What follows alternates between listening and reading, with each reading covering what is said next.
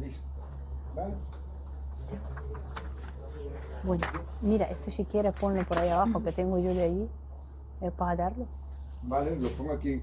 Los libros, si os interesan luego llevarlos tal, están aquí, también hay por ahí. Y los marcapaginas los dejo aquí para que los coja la gente cuando Sí, quiera, ¿vale? son gratuitos de la tortuga búlgara. Vale, bueno, listo por aquí. Sí. Vale. Que muchísimas gracias a todos por venir como siempre. Yo hace mucho tiempo que no venía por las tardes porque estoy ejerciendo de padre. Pero bueno, aquí estoy hoy que he dejado a Elena con los niños. Así que muchísimas gracias por venir. Espero que no paséis mucho calor. ¿Estáis bien? Muy bien. Sí, estamos Se bien. está bien aquí. En tu casa siempre estamos bien. Muchas gracias. Gracias por recibirnos. Y ya está. Y yo iré llamando a José y a Jai para que les vaya revisando que esto está bien. Si en algún momento esto explota o se apaga lo que sea, No nos asustamos. avisarnos, ¿vale? Si flota, nos verás. Sí. Bueno, pues buenas tardes a todos. Muchas gracias por venir. Entiendo que ya las fechas de junio ya son complicadas para ir a los eventos. El calor ya no es muy apetecible. También deciros que es una presentación del libro que a lo mejor el autor no os resulte conocido ni la literatura, pero yo creo que esto es un aliciente más para venir y conocerlo, porque es una literatura que no se conoce mucho en España, no solo en España, digo que también en aquella parte de la Europa del Este, por ejemplo en Rusia, donde soy yo, tampoco es que conozcamos mucho de literatura eslovena, y yo creo que es un buen motivo para conocer más y leer esta literatura. De modo que muchas gracias a esta librería también, que siempre acoge nuestras propuestas. Y yo soy Nina Cresova, que soy coordinadora del Centro de Culturas Eslavas de la Universidad de Granada, que organiza este tipo de eventos para promocionar las lenguas y las culturas eslavas y en general de otros países de la Europa del Este. Hoy contamos con Florencia Ferrer, que es traductora en este caso de lengua eslovena, porque me consta que traduce de otras lenguas. Ella viene de Argentina, así un regalo muy grande que tampoco yo lo tenía muy claro, y sí, es verdad que viene de Argentina, y viene a presentar este libro que a mí me parece muy interesante, de Iván Cankar, que no sé si lo habéis visto. Claro, eso es lo que tenemos que especificar desde el primer momento, que se pronuncia como Cankar, ¿verdad? Cankar. Sí. Sí. No es Cankar, no es Cankar. Ya tuvimos una conversación sobre eso, ¿no? Sí, porque claro, el problema de las lenguas eslavas que tienen el alfabeto latín es que no lo vas a transliterar, ¿verdad? Porque tal y como se escribe el nombre del autor, lo reproducirás en el libro español, pero claro, se pronuncia Cankar. ¿Y qué hace en este caso? Pues nada, venir a los encuentros como este, escuchar a la traductora que diga bien el nombre. Sí, en ese caso a los autores, por ejemplo, búlgaro o ruso, pues le ha tocado mejor suerte, porque como hay que transliterar, pues ahí lo transliteran más adecuadamente. Florencia, me gustaría empezar preguntándote, como a ti, como traductora, yo sé que no hay tantos traductores de lengua eslovena al castellano, y sé que tú eres una de las traductoras que más traduce de esta lengua, de literatura eslovena. ¿Cómo has llegado tú a esta lengua y cómo te has convertido en traductora de lengua de literatura eslovena? Muchas gracias, Nina. Antes de responderte la pregunta, yo también tengo mis agradecimientos que hacer. Por supuesto que a ustedes, porque sé que ya están casi con un pie en la playa y que es difícil decidirse a venir a un evento así, sobre todo para un autor que efectivamente espero de todo corazón que sea un poco más conocido a partir de ahora, pero no lo es mucho para nosotros. Voy a empezar por agradecerle a la correctora de pruebas, Mercedes García Saracho. Pocas veces en estos tiempos me encuentro con correctoras es un papel fundamental el de la corrección y se ha perdido.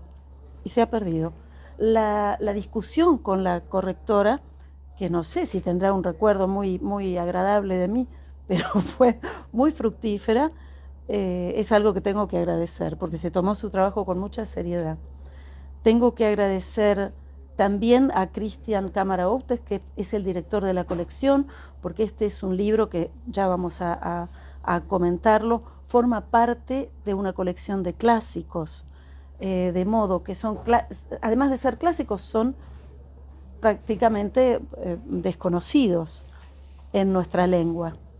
De modo que es una apuesta importante y bueno, claramente tengo que agradecer de todo corazón a Nina y al Centro de Culturas Eslavas por haberme permitido venir acá. Tengo que agradecer a la Agencia Pública del Libro Esloveno y a una agencia amigo que apoya, no solamente apoya este evento, sino que es la que permite que algunas personas, y empiezo a contestar tu pregunta, que algunas personas muy interesadas en la lengua eslovena podamos seguir adelante. Sabemos que no es lo mismo proponer una traducción del inglés o del francés que proponer una traducción de una lengua eslava que además tiene 2 millones de hablantes, entre los cuales se encuentra aquí una hablante nativa, por lo menos. No es fácil. Por último, quiero agradecer la enorme generosidad de Marco Vidal, que es el editor de esta Tortuga búlgara, muy joven, muy responsable, muy hospitalario, muy trabajador, extremadamente trabajador. Bueno, no está acá con nosotros, pero le debo un gran agradecimiento de todo corazón. Sí, es que gracias a personas como Marco y sus editoriales, pues estamos conociendo a los autores que de no ser por ellos no hubiéramos conocido, la verdad.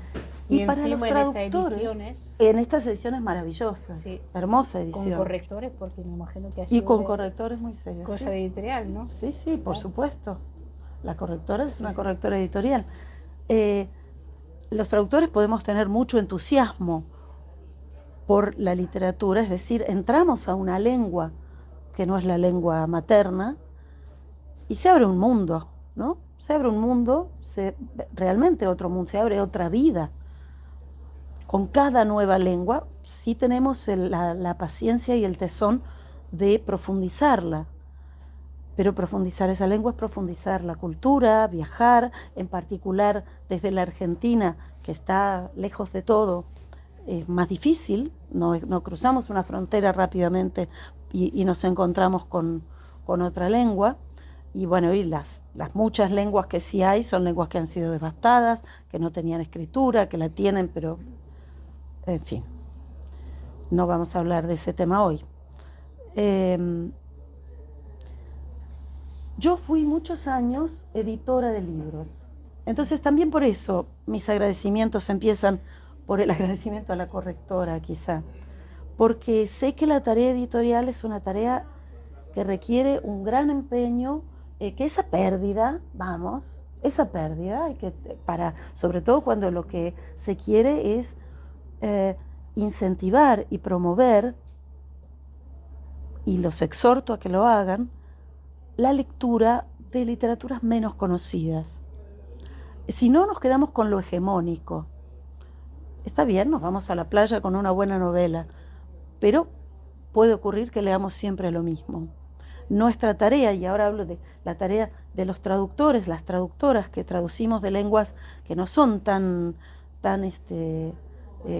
populares o incluso que no tienen tantos hablantes, y que tienen hoy, con la proliferación de pequeñas ediciones que hay, la oportunidad de ser traducidas y conocidas, aunque sea en menor medida, es esta apuesta a conocer otro mundo. Sabemos, pienso que todos lo sabemos, que una lengua es una forma de conocer el mundo, una forma de ver el mundo, y cada una tiene sus rasgos propios, ¿no? Yo empecé a aprender esloveno en un momento de mi vida en el que estaba en un quiebre, en un momento difícil de mi vida, a los 40 años, no antes. Claro, sabía bien algunas otras lenguas, ¿no? Muy bien el inglés, no con la misma, con el mismo nivel otras, pero bueno, sí el francés o el portugués, no tanto el alemán, después mejor el italiano. Y me encontré con el esloveno antes que con el ruso, no antes, digamos, con la oportunidad de aprender esloveno, antes que con la oportunidad de aprender ruso, para lo cual también son muy importantes las instituciones.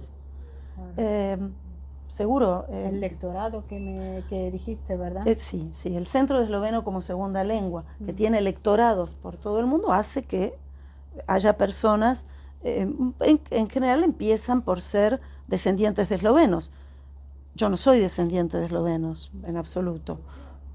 Entonces, después también hay otros interesados.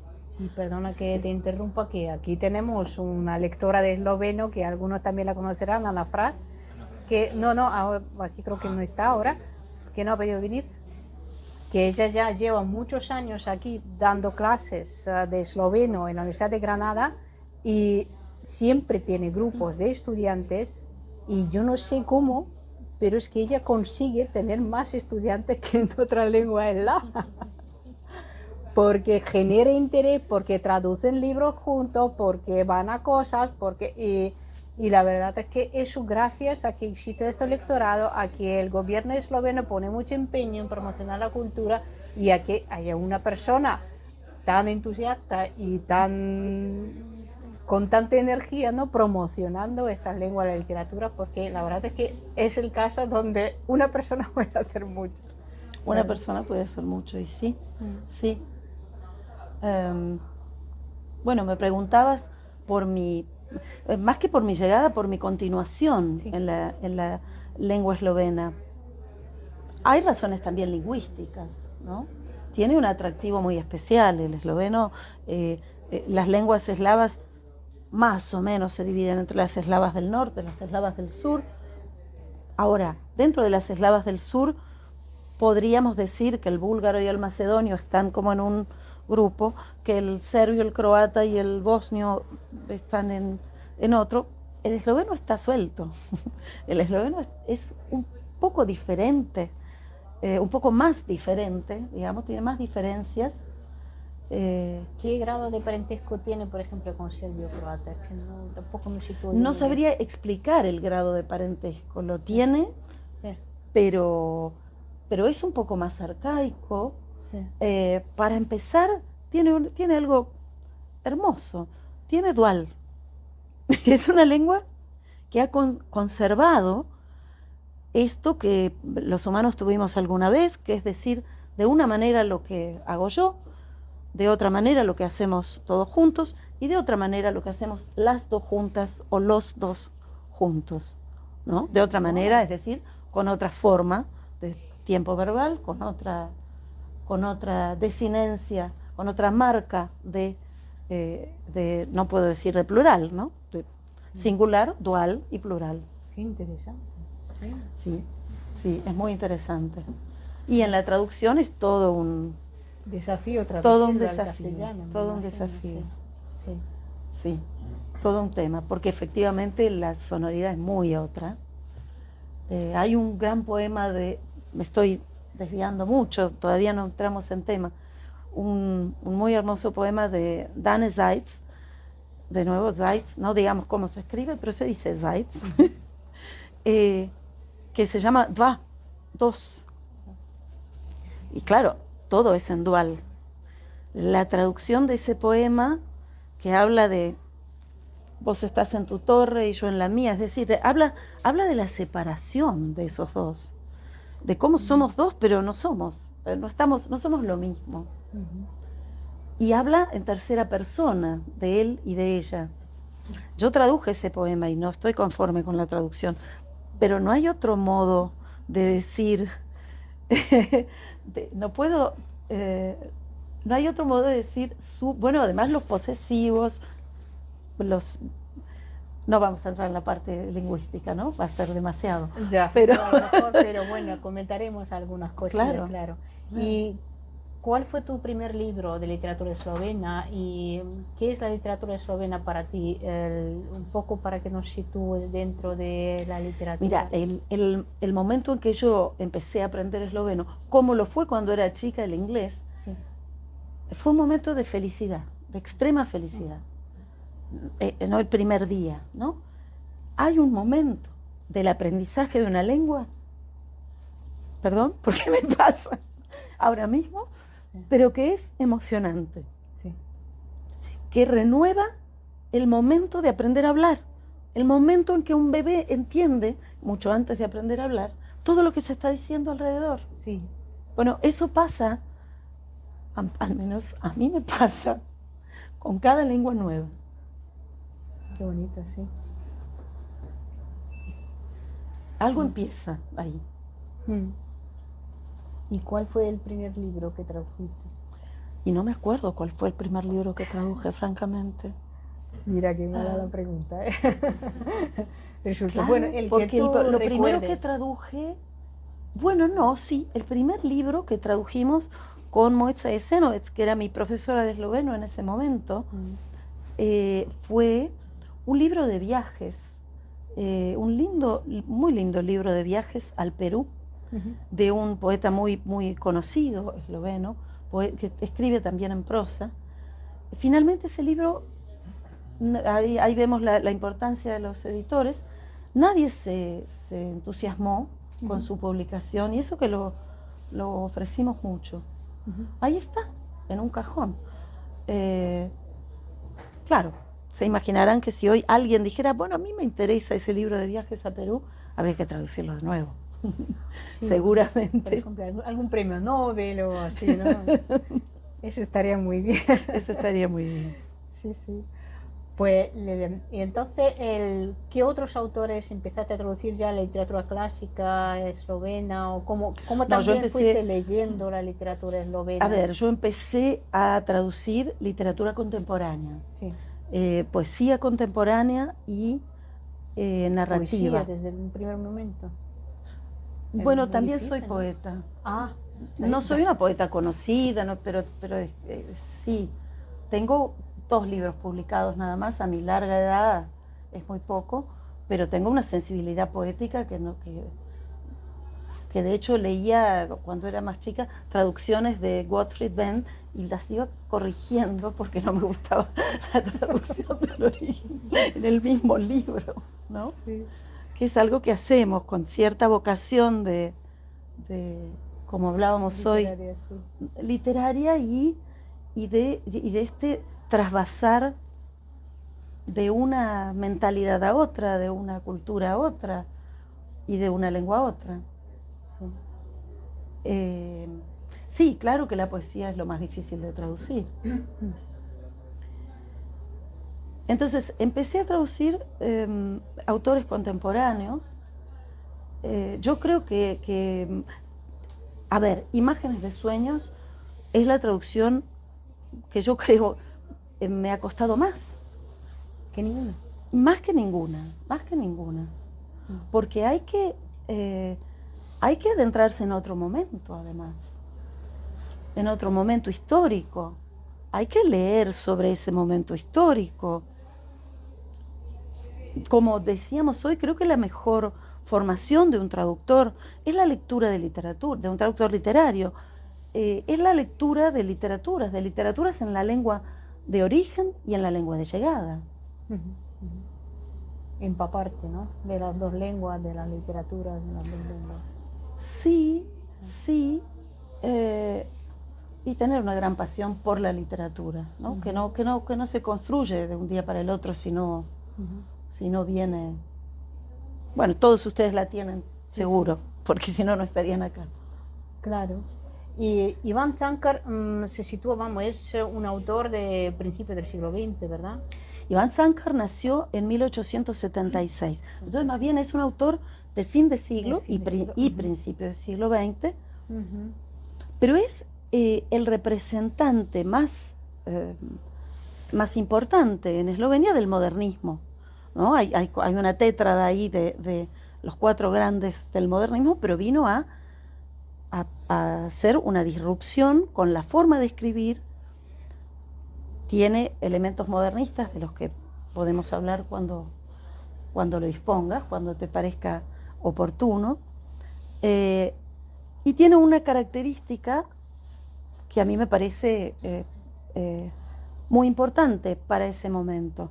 Si pensamos en Stefan Zweig, si pensamos en, no sé, en Rilke mismo, en lo que pensamos de la Viena de fin de siglo, a donde él vivió 11 años, es la intelectualidad burguesa. Iván Cankar nació de un padre sastre triestino muy pobre, que nació en Vrhnica, muy cerca de Ljubljana, que es la capital de Eslovenia, y fue el octavo de 12 hijos, creo. El octavo de 12 hijos, y su padre se fue de la casa, se fue a Bosnia a conseguir trabajo, y al poco tiempo la casa se incendió, y esa madre con esos hijos estuvieron deambulando por establos abandonados y casas de alquiler, y con mejor y peor suerte. Estudió, pero estudió con becas que le otorgaron para estudios de ciencias, técnicos, no para literatura, que era su clarísima vocación desde muy joven. Cuando estaba en la educación media, sí formó parte de un grupo que también es muy emblemático en Eslovenia, y su primer libro se publicó poco después de la muerte de su madre. El primer libro que publicó fue de poemas, se llama Erótica, y el obispo de Ljubljana compró toda la edición, hizo una gran fogata y la quemó, una fogata pública, y quemó la edición. Eso fue la mejor publicidad, ¿no? Porque es un buen incentivo. Bueno, Cankar habla mucho de cómo los artistas, y esa ya es una parte más política, y la parte política de Cankar, y no solo de Cankar mismo, sino de los intelectuales eslovenos, está ligada a la lengua, está profundamente imbricada con la lengua y con el uso de la lengua, y habla de los artistas. No servimos para nada. ¿A quién le importa? Esto no es para el pueblo, nos dicen a los artistas, dice en una conferencia que da en Trieste en 1907, ¿no? Esto no es para el pueblo, esto no es para el pueblo. Critica en esa conferencia a una intelectualidad burguesa extranjera, desde su punto de vista. Es un socialista de antes del socialismo, porque murió en 1918. Este libro, su obra es muy, muy profusa, escribió muchas obras de teatro, escribió muchas novelas, pero entonces, para volver al punto, él escribe aún cuando se muda a Viena, desde el borde del imperio austrohúngaro, porque viene de Ljubljana, y desde el borde de la burguesía, desde el proletariado, también en Viena. En Viena va a alquilar un cuarto a Ottakring, a un barrio proletario, a una mujer checa que había dejado a su marido y que tenía 4 hijos, y entonces cosía corbatas y también alquilaba este cuarto, y entabló una relación muy próxima con esa familia. Aparentemente él tuvo alguna atracción por la madre, pero más adelante incluso se comprometió para casarse con la hija mayor de esta mujer. Finalmente deshizo ese compromiso, pero como autor moderno tiene en toda su obra este tomar de la realidad, del entorno, los temas y los personajes con los que construye su obra, que pueden rastrearse. Es decir, este momento de cambio de paradigma, de fin de siglo, ¿no? en el que ya no podemos ver el mundo a través de las ciencias naturales, ya no podemos pensar en un mundo ordenado, sino que viene Nietzsche a romperlo todo, y Tsankar es un lector de Nietzsche también. No solamente pone a Tsankar como uno de los máximos exponentes modernos del modernismo, sino que además, en especial en esta última obra, anticipa rasgos mucho más maduros del expresionismo. Yo cuando leí este libro, a mí me pareció que era difícil de etiquetarlo, de encajarlo, porque la verdad es que tenía tanto y no pertenecía claramente, al menos yo no lo ubicaba, ¿no?, a ningún movimiento, ninguna corriente artística clara, ¿sí sabe? El periodo en el que nos encontramos, ¿no?, también que nos citemos un poco porque lo estamos comentando, ¿no?, es muy importante para Eslovenia. Eslovenia está viviendo un país también que ha sufrido mucho, ¿no?, a lo largo de su historia, y además que formaba parte del Imperio Austrohúngaro, ¿no? Formaba parte del Imperio Austrohúngaro. Luego le estaban pegando mordiscos por todas partes. Después de la Primera Guerra Mundial, Eslovenia pierde un tercio de su territorio. Pues a manos de Italia por un lado. Trieste era Eslovenia, de hecho hay una comunidad importantísima, y además es un centro cultural importantísimo, también en relación con Tsankar.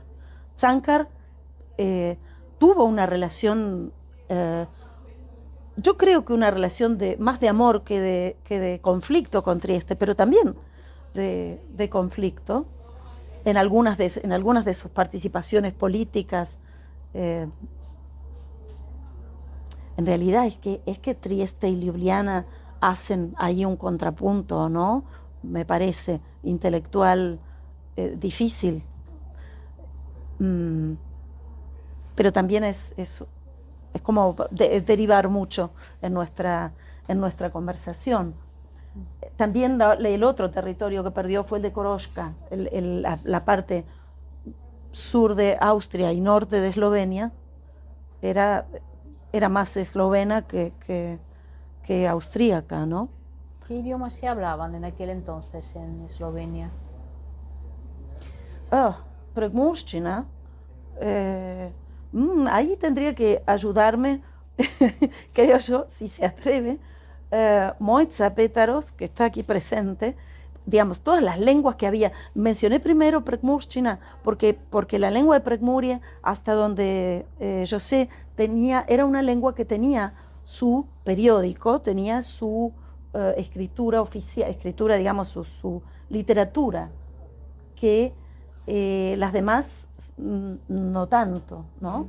Eran lo que se llaman dialectos. A mí no me gusta para nada la palabra dialectos, porque como parte de una lengua, bueno, es que en español no hablamos de dialectos, ¿no? En todo caso, hablamos de variantes del español. Ahora bien, yo estoy pensando en las lenguas que formaron también el esloveno.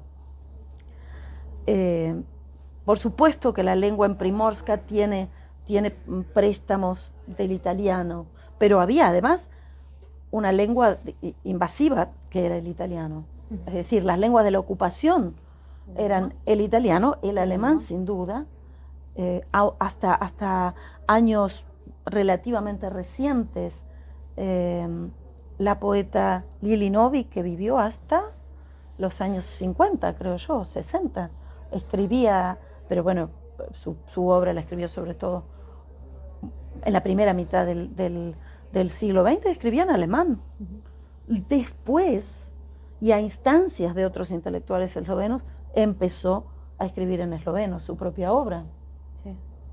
Entonces, tengo entendido que Cankar tuvo un papel muy importante, ¿no? En esta lucha por el esloveno, por Cankar renueva, la identidad. había un movimiento anterior y entonces ya había una producción literaria en esloveno. Pero Cankar renueva la lengua en la medida en que acepta préstamos de otras lenguas, los usa, usa términos de dialectales, formas dialectales, y no pretende erigir el esloveno en una lengua pulcra que no tenga... Sí. Hay una teórica literaria que no lo dice solo ella, pero bueno, es de quien lo leí. Además de perder un tercio de su territorio, en realidad los eslovenos, con la formación de Yugoslavia, ganaron el derecho a usar su lengua, aunque haya sido más o menos relegada en lo oficial, sí, y a constituirse como nación, a ser la nación eslovena. Coincide también con el auge literario en aquella época, ¿no? Sí. Sí, ¿verdad?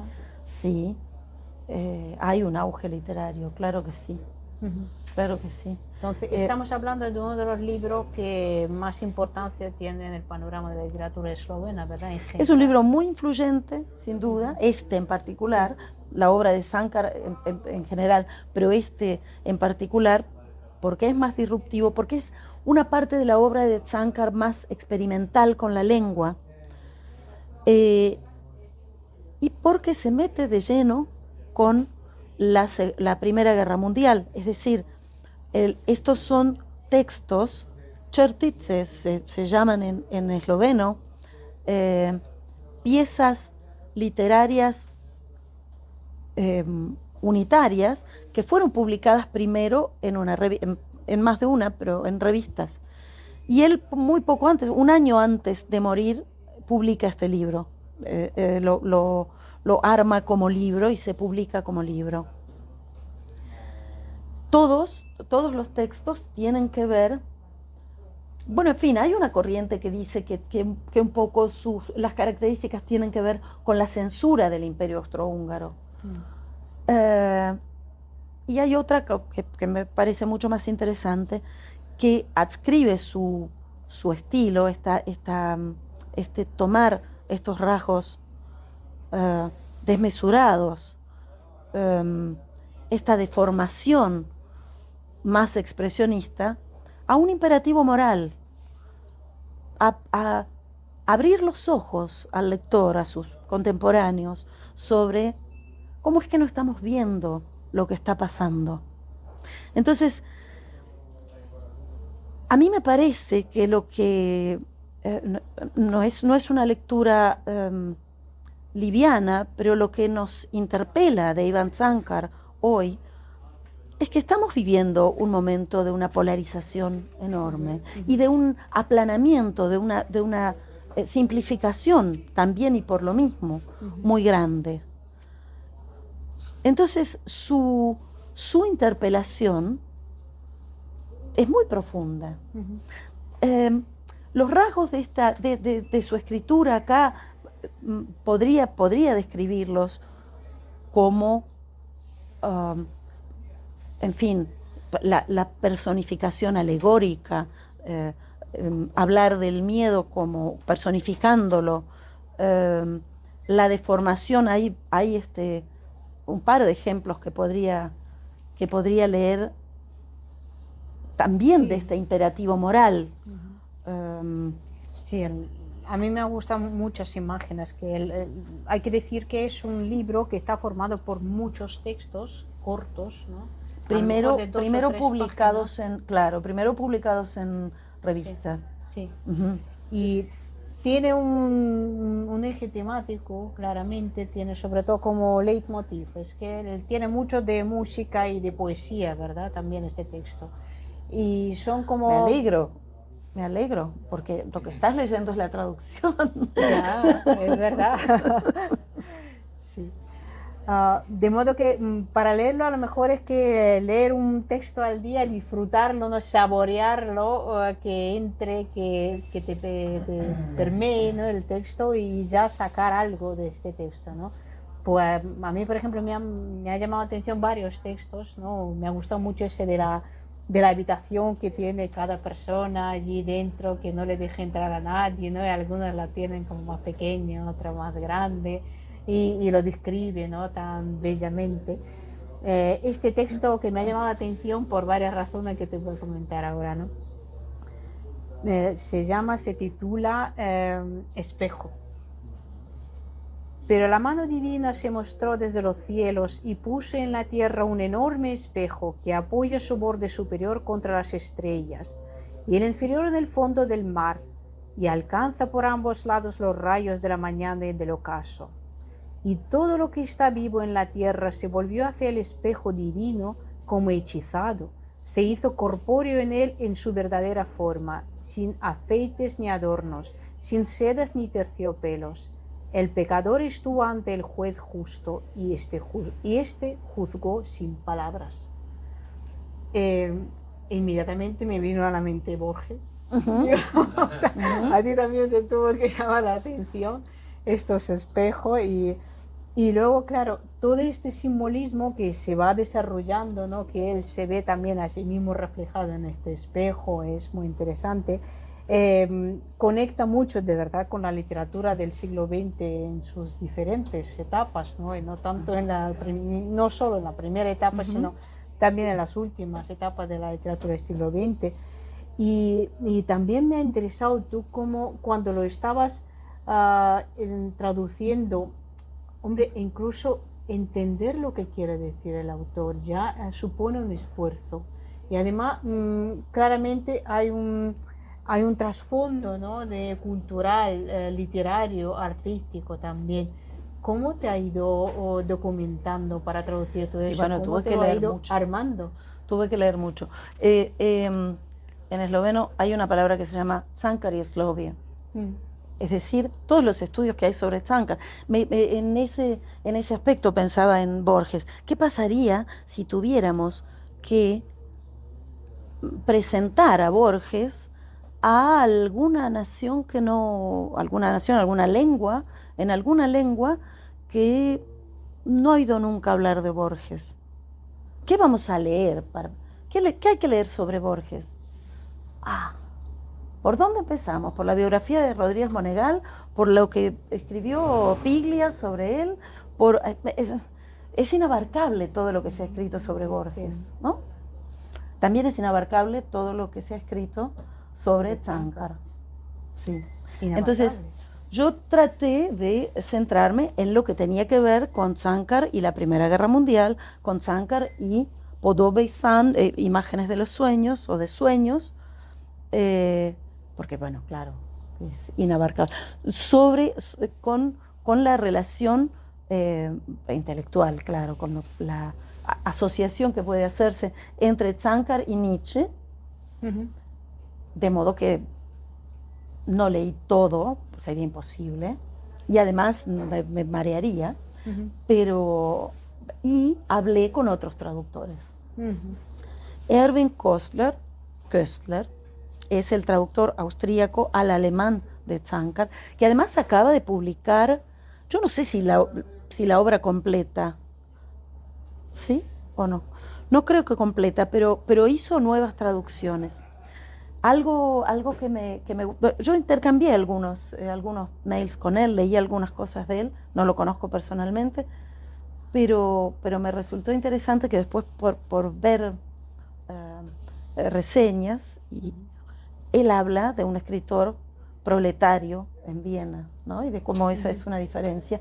Y yo acababa de escribir un artículo para la revista Slavia, que bueno, se publicó ahora, pero tiene su tiempo, que dice Iván Cankar desde un suburbio del imperio. Puede ser un poco fuerte, pero en realidad es desde el borde, es desde la frontera, y desde la frontera social también, desde donde él viene a poner el dedo en la llaga. Tiene mucha obra social que tiene que ver, ¿no? con una denuncia social y que denuncia la hipocresía de la burguesía incluso intelectual, ilustrada. Pero este es un libro en el que se desnuda. Este es un libro que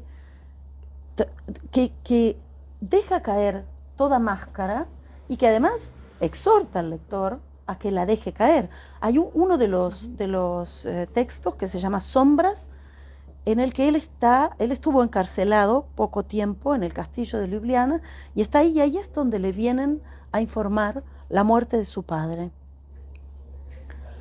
Y sin embargo, me gustaría leer algo mínimo. Le van a decir que se murió su padre, pero él está hablando de los muertos en el frente, ¿no? Caen cientos de miles. ¿Los ves? No los ves. No has derramado por ellos siquiera una lágrima. Si te doliera una muela, andarías desquiciado por la casa, suspirando y maldiciendo. Es un tiempo demasiado grande. Por eso te pasa por el costado. Solo tu nieto temblará y aullará, llorará y sonreirá. Todo es desmesurado. La mirada está pasmada, el corazón aletargado. El hombre ve enormes fantasmas, no distingue sus formas, no reconoce su horror y gigantez. Temeroso, se esconde en la tensa cáscara del dolor que le ha sido asignada y que puede abarcar. Solo el dolor que podemos abarcar es el que podemos sentir. El dolor porque me dolió la muela, el dolor porque vienen a decirme que se murió mi padre. Pero este dolor inmenso, eso aparece en muchos de los textos. Sí. También lo emparenta con Dostoyevsky. Dostoyevsky, la verdad es que se asoma ahí también en este libro con muchos temas, ¿no? Porque también sus personajes son humillados, ofendidos, muchas veces habla de parte de ellos, y tampoco es que se compadece, sino que lo que quiere es ver, comprender cómo funciona su conciencia, ¿no? Como habla desde dentro, ¿no? Y hay mucho parecido con los textos de Dostoyevsky, sobre todo los más cargados suyos, ¿no? También hay mucho psicologismo, ¿no? en su obra. También hay erotismo, ¿no? También hay de todo. Aquí sí. Hay pocas cosas que no hay. Hay, por ejemplo, un cambio de punto de vista que me parece muy interesante, y son unos niños, ¿no? Una casa con 4 niños muy pequeños, y vienen a decir que el padre ha caído en el frente. Y hay una conversación entre ellos y pregunta, ¿caído cómo? ¿Caído qué? ¿Y cuándo se va a levantar? ¿No? Un niño no entiende qué es caído, no entiende la metáfora de caído. Bueno, y termina con los abuelos tomados de la mano afuera, sin decir una palabra. No hay palabras. Sí. No hay palabras. Yo también me recuerdo esta imagen. Me ha gustado mucho que tú en tu artículo de Slavia mencionas al pintor ese austriaco, ¿no? Böckling. Impresionista. Bueno, es impresionista, ¿no? Expresionista, sí. Y claro, esto es lástima que no podamos ponerlo aquí, pero yo estuve mirando también sus cuadros y hay mucho de verdad de eso en sus textos, porque es como, ¿sabes? También me ha recordado que en un momento dado di aquí mismo un club de lectura sobre Leonid Andreev. Y claro, también son de la misma época. También Andreev escribe sobre la guerra, también es así. La flor roja es así. Entonces, claro, yo pensaba, digo, ¿cómo lo explico? Digo, es que no se me daba bien, digo, no entiendo cómo mostrarlo mejor.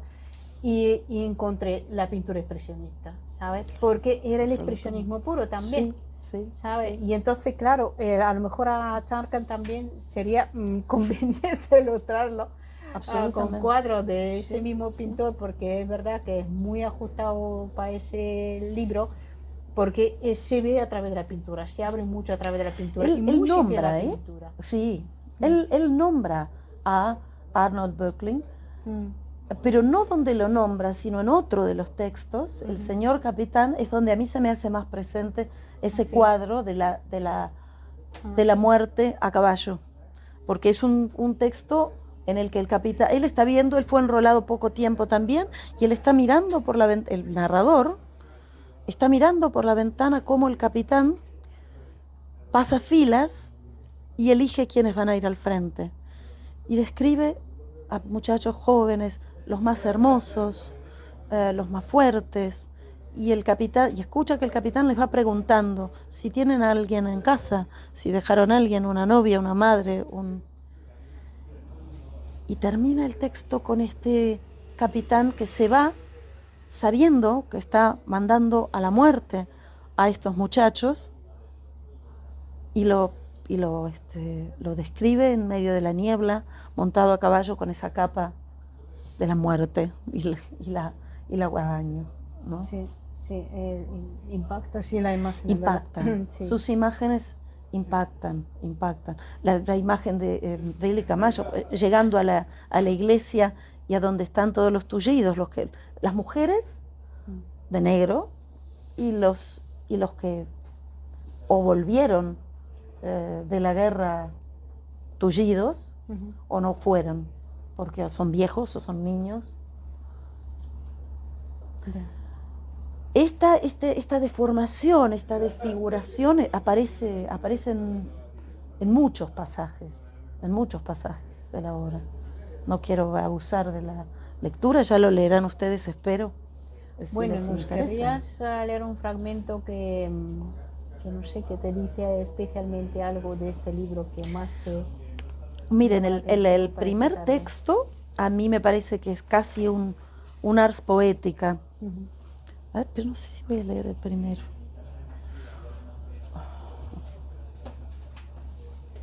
Porque tendría que leerlo todo para que se entendiera. Voy a leer El miedo.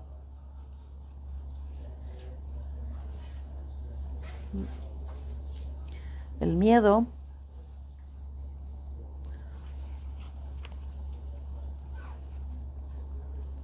dice: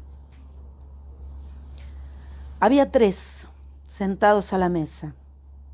Uno tenía una joroba, el segundo cojeaba, el tercero era un tonto. El tonto empezó a cantar con una voz clara y hermosa: ¿qué mal pueden hacernos? ¿Qué mal pueden hacernos? Canan pa moreo, moreo, moreo. Canan pa moreo, chismo beseo. No dice en el texto de Tsánkar que lo que sigue de esa canción es que nada pueden con nosotros si estamos contentos, si estamos alegres. El jorobado echó vino para él y para los otros 2 y le dijo al cojo: cuando sirvo me parece que no deberíamos estar los 3 sentados a la mesa, ni siquiera en un rincón. El umbral y el suelo son las mesas que nos tocan. El cojo miró a su alrededor y el lugar estaba sordo y mudo. Quedémonos mientras esté vacío. Entonces el jorobado inclinó la cabeza. Está demasiado vacío. Nunca me han gustado estas habitaciones donde se vuelve a escuchar 10 veces lo que se dice. Ya de niño tenía miedo cuando estaba solo, aunque fuera en pleno día. Me parecía que enseguida se iba a abrir la puerta muy despacio, callandito. Ni siquiera el picaporte iba a chirriar, y que cuando estuviera abierta de par en par, iba a entrar en la habitación. ¿Quién? ¿Quién?, le preguntó con el ceño fruncido el cojo, y se volvió hacia la puerta de improviso. Eso es lo peor. ¿Quién? No habría tenido miedo si hubiera sabido quién y cómo era el espanto, esa aparición que esperaba en la puerta, que bajaba el picaporte y se iba a deslizar en la habitación. El miedo es una enfermedad que urde la trama de imágenes extrañas, hasta que algún día les da cuerpo. Solo la anticipación es incógnita, es inhumana. Por eso el hombre se muere de miedo, porque debe morirse. ¿Cómo podría vivir entre la gente bulliciosa, alegre, cuando ya vio la muerte de cerca? El tonto miraba con ojos vacíos y cantaba sin pausa: Caenan pa moreo, moreo, moreo. El cojo lo señaló sonriendo. Este ya la vio de cerca. ¿Sabes qué le pasó cuando era niño? Una vez estaba solo en casa, en el salón ya había anochecido, los de la casa se habían ido a una boda a curiosear y el chico se había quedado en un rincón y miraba cómo se le acercaba la noche de puntitas. Ahí, el vecino, don Shimon, se acordó de él y pergeñó enseguida una broma pesada.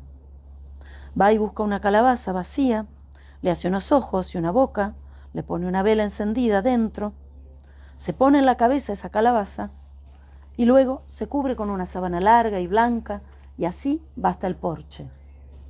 Muy despacio y en silencio abre la puerta hasta que queda de par en par.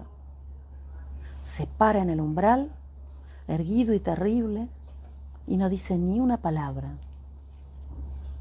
Cómo llega, se va. En silencio y despacio cierra la puerta tras de sí. Una vez afuera apaga la vela, arroja la calabaza y la sábana y vuelve a entrar en la habitación, feliz y contento. Bueno, mijets, ¿qué te pasa que estás tan solo y callado y escondido en el rincón? ¿Es que acaso tienes miedo? El chico no abre la boca. Se queda contra la pared, le tiembla todo el cuerpo y le castañetean los dientes. Bueno, mijets, no hay por qué temblar, si soy yo, don Shimon. El chico sigue callado. La lengua ha logrado desanudársele, pero la mente no va para ningún lado. ¿Qué será? ¿Habrá visto la muerte de cerca este también? Cuando vio a don Shimon con la calabaza y la sábana. Sí que la vio de cerca, bendito sea. Se nos fue tan pronto, contestó pensativo y triste el jorobado. Pero si no vio a don Shimon, si hubiera estado ahí mismo, delante de él, cuando se quitó la calabaza, arrojó la sábana y se rió a carcajadas, el chico no habría creído que la aparición no era una aparición, sino don Shimon disfrazado. Porque en el momento en que se abrió la puerta de par en par y se iluminaron en lo alto 2 ojos rojos, vio lo que su propio corazón asustado ya había estado esperando cuando estaba solo. Yo lo dejaría así, no lo voy a leer hasta el final para no... Pero creo que eso es la clave del miedo. No sé si muchos escritores dan con esa clave. Lo que anticipamos no cambia. Lo que anticipamos por miedo no cambia. Nada nos va a hacer cambiar de opinión. Pues yo espero que hayamos abierto el apetito a los lectores para seguir leyendo este libro. Ojalá. Y si tenéis Ojalá. alguna pregunta, pues Con todo gusto. Provincia aquí Hablamos. puede responder. Yo tengo una, pero ya te mando por mi español o francés. Pero mi pregunta es casi la misma que hizo usted, pero un poco diferente. Es como, yo leí unos cuentos antes de venir, entonces, ¿cómo traduces un autor así, un autor simbolista, que el simbolismo tampoco es lo más fácil o lo más transparente, digamos? ¿Cuándo tienes algo que no entiendes? Su pregunta era qué le leíste básicamente antes de traducir. Mi pregunta es si tuviste que hablar con catedráticos cuando hay algo que no entendiste. Por supuesto, por supuesto. Ahora, tuve que hablar con catedráticos, con otros traductores y con otros escritores. Eso es lo que yo te iba a preguntar, si estuviste en contacto con los traductores alemanes. En especial Eslovenia, no sé si ocurre tanto con lenguas mayoritarias, a donde eso se dispersa mucho más, y en otros tiempos. Pero en especial Eslovenia tiene algo muy hermoso, que es un seminario de traducción. Claro, ¿cómo se hace un seminario de traducción del esloveno a otra lengua, ¿no? ¿Quién va? Una persona, 2, de cada lengua, muy poco. Entonces, hace muchos años ya que hacen un seminario de traducción del esloveno a cualquier lengua. Entonces, los traductores de esloveno a otras lenguas estamos y permanecemos en contacto. Yo vine a España, es muy difícil. Había un libro de Milena Jesenska, del checo, que queríamos tener con otro traductor, no lo encontrábamos, y yo le escribí a un traductor y académico checo, a quien vi por primera y última vez en el año 2012, 2013. nos mantuvimos en contacto, pero él compró el libro y me mandó el libro. Y le escribí a Erwin Köstler, ¿no? Él es el traductor al alemán, a él le hice consultas, claro que sí. Él además es un gran conocedor de la obra de Tsankar. Leí, no estuve en contacto directo, pero sí leí trabajos de Paterno, bueno, nombrarlos tal vez no es lo que Los estudiosos, ¿no?, de la obra de Tsankar. Claro, de algunos que son más afines para mí. Ahora, ¿cuáles son más afines para mí? Los que después de haber leído a muchos otros me interpelan, ¿no? Irena Novak-Popov, a quien sí conozco personalmente, desde el punto de vista de la lengua, desde el punto de vista de la literatura comparada, desde el punto de vista de la historia también. Digo, hay que encontrarle distintos ángulos, ¿no? Uh-huh. ¿Alguna pregunta más? Sí, habéis mencionado ya a Borges. ¿Qué otros autores españoles, o sea, en español quiero decir, o en castellano, piensas que pueden haberte ayudado a encontrar la voz o a encontrar el tono? Bueno, eso es una crítica. Yo voy a contestar, pero es una crítica. Mi hermano, que también es profesor de literatura, ahora te voy a contar por qué es una crítica. Me dijo, bueno, sí me gustó el libro, no me gusta mucho en las partes en las que suena a Rubén Darío. Y es evidente que a mí me influyó Rubén Darío, que por supuesto es una lectura mía de infancia y juventud. Entonces es una crítica, pero es evidente que me influyó Rubén Darío. Es evidente también. Es una crítica que, bueno, sí, podría serlo quizás si te pegas mucho a un autor determinado. Sí, no es que tampoco es que esté. Hay como una especie de... Claro, porque además es una época muy particular y con una música muy particular. Sí. Vamos, yo no lo he leído, pero... Por ejemplo, uno de los debates... Es una época que me gusta mucho. Sí, uno de los debates con la correctora es que ella me decía, hay básicamente, bueno, no básicamente, solo menciono dos cosas que entre el esloveno y el español se vuelven difíciles. El esloveno usa muchos adverbios. Los adverbios en español, la mayoría de los adverbios terminan en mente. Un corrector te los machaca todos. Sí, y yo misma no suena bien. Por un lado, entonces, lo que yo suelo hacer, a veces hay que quitarlos y ya. Lo que yo suelo hacer es usar predicativos muchas veces. Pero a veces también eso suena forzado. La otra cuestión es que en esloveno, en general, y esto es en cualquier literatura, no molesta demasiado la repetición. Porque como el esloveno tiene casos, la misma palabra en distinta posición termina distinto, no hay una... En español, en cambio, sí. Entonces, uno de los contrapuntos con la correctora fue que, bueno, pero esto lo repite aquí, lo repite y lo repite y lo repite. Pero cuidado, en algunos casos, efectivamente, bueno, suavizamos un poco esas repeticiones, pero son un rasgo fundamental de este libro, esas repeticiones.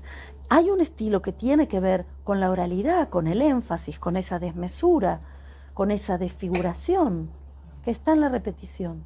Y no es una repetición azarosa, todo lo contrario. Espero haber encontrado algo, o haber encontrado un tono afín, no algo del tono de Tsankar, sino un tono afín, un tono que dialogue con la obra de Tsankar. Y si no, habrá que seguir corrigiendo la traducción. Bueno, pues muchísimas gracias, Florencia, por venir, a la Tortuga Búlgara por editar estos libros, al gobierno esloveno por financiar todo esto, porque es una gran labor, y a Levería por acogernos. Y muchísimas a todos gracias vosotros a ustedes, por venir. pues sí, Muchísimas por venir, gracias. y ojalá por leer también. También a ustedes.